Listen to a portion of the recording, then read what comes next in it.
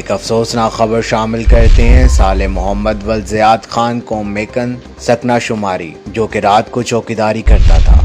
چوکیداری کے فرائض سے فارغ ہو کر گھر جا رہا تھا۔ سڑک پر اچانک ایک تیز رفتار ٹرک نمبر FDN 1585 تیز رفتاری اور لاپرواہی سے کچل ڈالا۔ ڈیڈ باڈی کو پوسٹ مارٹم کے لیے TSQ ہاسپٹل منتقل کر دیا گیا ہے۔ پولیس نے FIR درج کر کے ٹرک اور ڈرائیور دونوں کو حراست میں لے لیا ہے۔ ہمیں رپورٹ کریں ہمارے نمائندے پرویز گوندل شماری سے۔